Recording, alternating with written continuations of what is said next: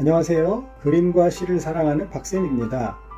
오늘은 프랑스 대혁명 마지막 시간으로 나폴레옹의 몰락과 낭만주의 미술의 탄생에 대하여 이야기를 하겠습니다. 스스로를 나폴레옹 1세라고 칭한 나폴레옹은 자신을 로마 황제의 후예로 여기며 로마 제국의 부흥을 꿈꿨습니다. 그는 이 야망을 실현하기 위해 주변 국가들을 차례로 침략했는데 스페인, 네덜란드, 이탈리아 등지를 프랑스 제국으로 편입시키고 자신의 형제들을 허수아비 왕으로 옹립을 했습니다. 그러나 나폴레옹 용립한 왕들은 무능력했거나 그를 배반했습니다. 그들에게 할양해준 나라들에서는 곧 반란이 일어났으며 이 반란군의 뒤에는 대개 오스트리아와 영국 정부가 있었습니다. 나폴레옹은 수차례에 걸쳐 영국 침략을 시도했으나 호레이쇼 넬슨 제독의 영웅적인 지휘로 인해 스페인 프랑스 연합 함대가 1805년 10월 21일 트라팔가르 해전에서 대패하면서 나폴레옹의 영국 상륙의 꿈은 실패로 돌아갔습니다. 격전 끝에 유탄을 맞은 넬슨은 신께 감사한다. 나는 내 의무를 다했다는 말을 남기고 전사를 했습니다. 한편 나폴레옹 군의 주둔을 환영했던 각국의 민중들은 곧 지배자의 이름만 바뀌었을 뿐 달라지는 것은 없으며 오히려 전쟁에 징발되는 젊은이들의 수만 늘어났다는 현실을 깨닫게 되었습니다. 스페인 민중은 나폴레옹에 대항하여 게릴라전을 펼치지만 이는 곧 가혹하게 진압이 되었습니다. 카를로스 4세가 퇴위하고 나폴레옹의 형인 주제프가 스페인 왕이 되자 스페인 민중은 1808년 5월 2일에 마드리드 전역에서 반란을 일으켰습니다. 군사가 많이 모자랐던 나폴레옹은 이집트의 용병 마멜루크를 데려와 이 반란을 진압했습니다. 그러나 이후에도 스페인 민중은 계속 게릴라전을 펼쳐 나폴레옹 군을 괴롭혔습니다. 이때 게릴라라는 말이 처음 생겨났으며 나폴레옹의 형인 조제프는 성난 스페인 민중의 마음을 위로하지 못했습니다. 그리고 스페인에서 나폴레옹은 또 다른 독재자의 이름일 뿐이었습니다. 고야의 작품 1808년 5월 3일은 나폴레옹 군에게 처형되는 민중의 모습을 재현하고 있습니다. 그림 왼편에서 흰옷을 입은 채 양팔을 벌리고 있는 남자의 모습은 십자가에 못 박힌 예수의 최후를 연상시킵니다. 얼굴을 가린 채 처형의 순간을 기다리는 다른 이들 역시 골고다 언덕과 비슷한 언덕길을 올라오고 있습니다. 그림에서 매우 가깝게 처리된 군대와 민중 사이의 거리는 무고한 사람들을 군대가 학살하는 상황의 잔인함을 더욱 생생하게 느낄 수 있도록 해줍니다. 영국의 화가 윌리엄 터너의 눈보라 역시 고대의 전쟁을 배경으로 하고 있지만 실은 나폴레옹 군의 몰락을 빗댄 작품입니다. 그림 전면에 가득 찬 눈보라는 태양까지도 가릴 만큼 거대한 위세를 떨치고 있습니다. 한참 그림을 본 후에야 눈보라에 깔려 무력하게 넘어지는 한니발의 군대가 눈에 들어옵니다. 프랑스 제국이 초창기 연전연승했던 것은 기습전을 위주로 한 나폴레옹 군의 빠른 공격력 외에도 풍부한 군세력이 뒷받침해준 덕분이었습니다. 하지만 제국이 넓어질수록 프랑스 병사들의 사상자가 늘어나고 외국 젊은이들로 군대가 채워지면서 초창기의 기동력은 실종이 되었습니다. 프랑스 민중도 끝도 없는 전쟁의 염증을 내기 시작했고 유럽의 각국은 대륙 봉쇄령으로 인해 경제적인 피폐를 견뎌내지 못했습니다. 이 틈을 타서 오스트리아, 프로이센, 러시아, 영국이 대불 동맹을 결성해 나폴레옹 공격에 나섰습니다. 명민했던 나폴레옹도 권력 독점이 길어지면서 이성적인 판단 능력이 흐려졌고 연전연승이 계속되었을 때 자신을 카이사르의 후계자로 생각해 고대 로마 제국의 재건의 망상이 그의 이성을 덮어버렸습니다. 또 란, 미라, 베르나도트 등 전우이자 참된 친구였던 장군들 역시 전사하거나 권력의 눈이 멀어 나폴레옹을 배반했습니다. 1809년에는 후계자를 낳지 못한다는 이유로 아내 조제핀과 이혼하고 오스트리아의 프란츠 2세의 딸 마리 루이즈 공주와 결혼을 했는데 이 결혼은 프랑스 국민들에게 결정적인 실망감을 안겨주었습니다.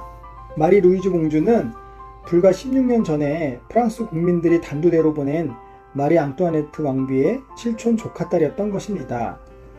나폴레옹이 원래 원했던 신부감은 러시아 황제 알렉산드르 1세의 누이였는데 광활한 러시아가 자신의 천적이 될 것을 직감하였고 결혼을 통해 알렉산드르 황제를 자신의 편으로 끌어들이려 했던 것입니다.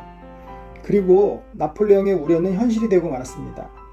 나폴레옹 몰락의 시발점이 된 것은 영국과 무역을 금지한 대륙봉쇄령의 한계와 1812년에 무리한 러시아 원정이었습니다. 대륙봉쇄령으로 유럽은 사탕수수와 커피조차 수입하지 못하는 지경이 되었고 1810년에 러시아가 영국과 비밀리에 무역을 재개했습니다. 나폴레옹은 1812년 6월 30만 명의 대군을 이끌고 러시아 원정길에 올라 전투다운 전투도 없이 그해 10월 모스크바를 점령했습니다. 알렉산드르 황제는 계속 후퇴하기만 했고 코사크 기병은 치고 빠지는 게릴라전으로 나폴레옹군의 숨통을 조여왔습니다. 결국 나폴레옹은 추격전을 계속하다 매서운 러시아의 겨울추위에 퇴각을 결정했습니다. 30만 명 대군의 대부분이 얼어 죽거나 굶어 죽어서 5만 명만이 살아서 돌아왔다고 합니다. 제2의 로마 제국을 건국하려던 나폴레옹의 야심은 10년 만에 막을 내렸습니다. 1812년 러시아 원정에서 패배한 나폴레옹은 제국을 지키는 조건으로 프랑스 황제 자리에서 퇴위하고 엘바 섬으로 유배됩니다. 처형당한 루이 16세의 동생 루이 18세가 해묵은 왕권 신수설을 내세우고 국민의 실망 속에서 나폴레옹이 다시 복귀했을 때 그는 영국식 입헌 군주제를 받아들일 만큼 양보할 준비가 되어 있었습니다. 그러나 재차 결성된 대불동맹은 나폴레옹의 부활에 대해서는 한치의 양보도 없었습니다. 1815년 자신의 운명을 건 워털루 전투에서 패한 나폴레옹은 영국군에 체포되어 아프리카 한가운데의 고도 세인트 헬레나 섬으로 유배됩니다. 나폴레옹은 이 섬에서 7년을 버티다 파란만장했던 그의 인생을 마감하게 됩니다.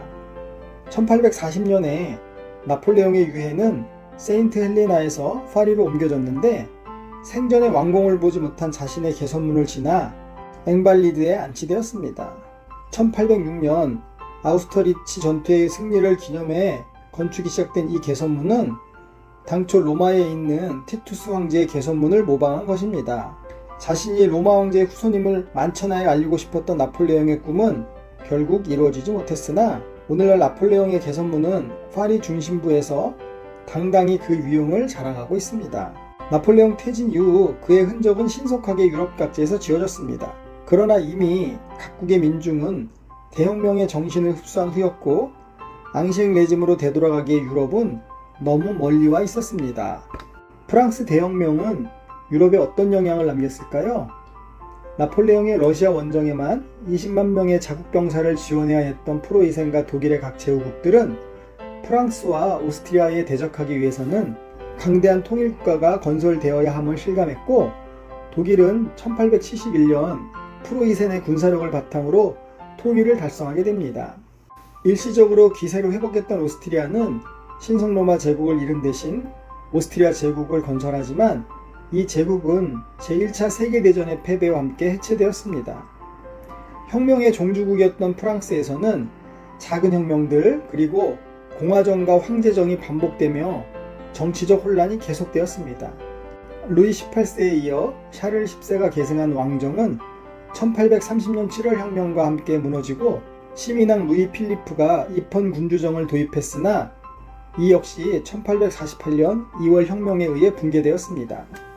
공화제가 선포되고 대통령 선거에 당선된 나폴레옹의 조카 루이 나폴레옹은 1851년 쿠데타를 일으켜 공화정을 무너뜨리고 1852년에 제2제정을 선언했습니다.